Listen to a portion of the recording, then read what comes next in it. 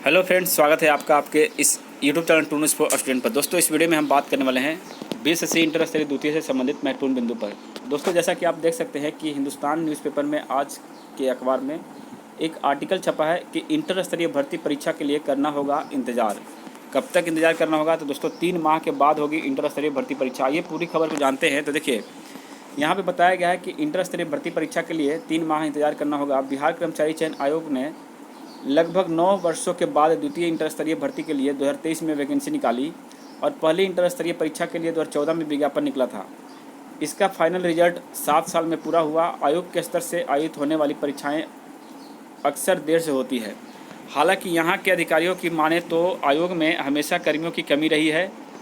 और वहीं दूसरी तरफ इंटर स्तरीय भर्ती परीक्षा जो है 2023 का नवंबर में आवेदन लिया गया। इसके बाद सुधार के लिए 2 मौके दिए गए, जो कि दूसरी बार आयोग ने 18 मार्च तक सुधार का मौका दिया।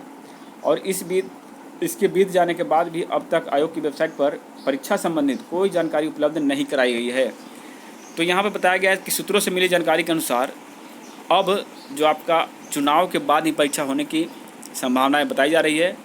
और यहाँ पे बताया क्या गया है दोस्तों कि यानी कुल मिलाकर देखा जाए तो अभ्यर्थी को 3 माह और इंतज़ार करना होगा। इसके बाद ही आयोग तय करेगा कि कब से परीक्षा होगी। विज्ञापन निकालने के बाद अब तक सिर्फ आवेदन लिए गए हैं और इंटर स्तरीय परीक्षा के लिए लगभग साढ़े नहीं कह सकते हैं, यहाँ पे लगभग 25 लाख अभ्यर्थी ने आवेदन किया है।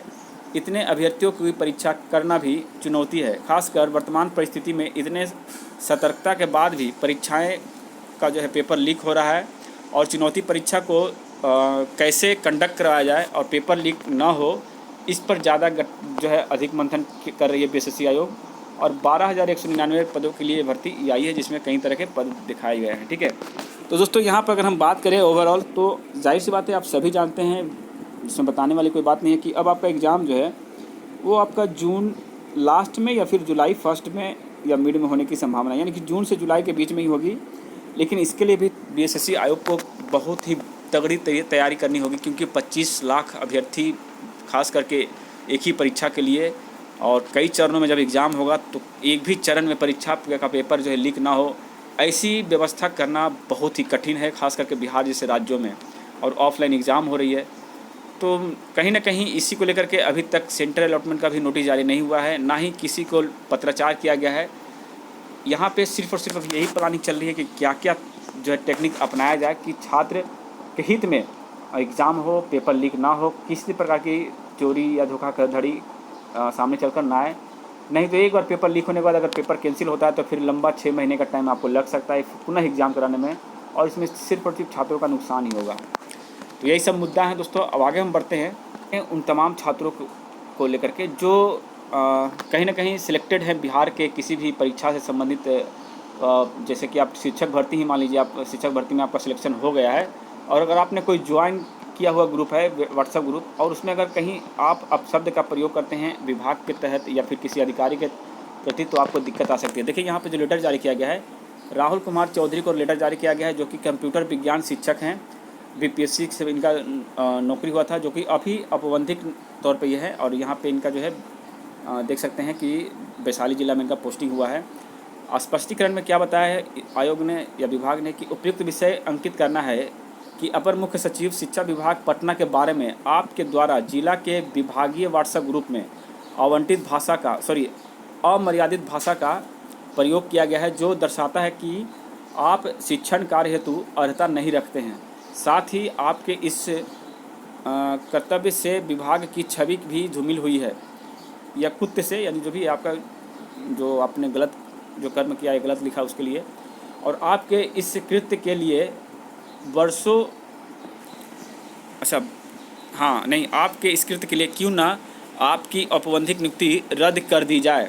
अपने स्पष्टीकरण के साथ दिनांक 29/3/2024 की संध्या 6:30 बजे तक जिला कार्यालय पदाधिकारी में आकर के जो है अपना स्पष्टीकरण साझा करें।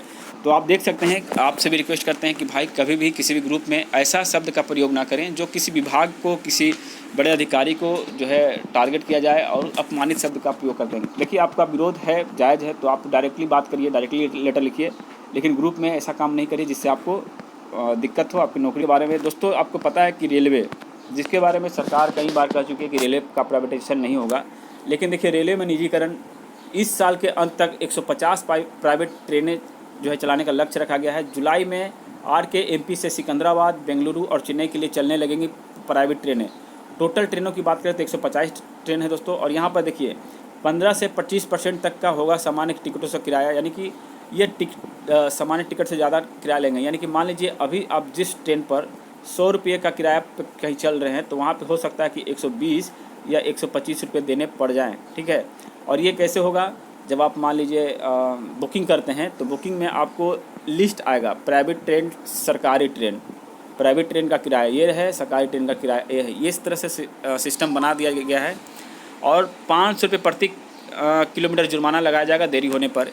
तो दोस्तों देखिए यहाँ पर तो सरकार अपने कमाने के चक्कर में है कि अगर आपका ट्रेन लेट चलेगा तो हम 500 रुपये जुर्माना लगाएंगे प्रत्येक किलोमीटर के हिसाब से। मान लीजिए 100 किलोमीटर जाते हैं तो आपको 5 लाख रुपये भरने पड़ सकते हैं। तो ये तो सरकार को फ़ायदा हो जाएगा, लेकिन बाकी का क्या होगा भाई, आम जनता का तो यहाँ पे बोझ बढ़ने वाला है। क्योंकि प्राइवेट ट्रेन का सिस्टम आप जानते ही हैं, टाइम पर तो मिल जाएगी लेकिन पैसे भी भरपूर देने पड़ेंगे।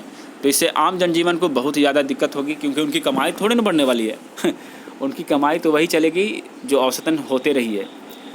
देखिए आपको हम बता दें, ये तो कुछ भी नहीं है, ठीक है। आपको जो मैं दिखाने वाला हूँ वो देखिए ध्यान से।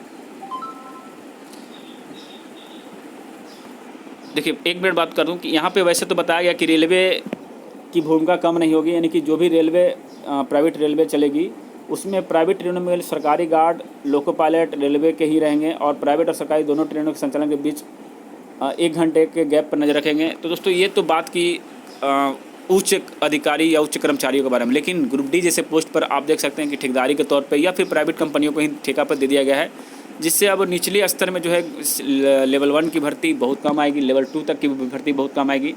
बाकी जो जिस पोस्ट की कमी मैंने कम कर्मचारी लगते हैं वही पोस्ट भरे जाएंगे, क्योंकि इनको वेतन भी उतना ही देना पड़ता है, ठीक है।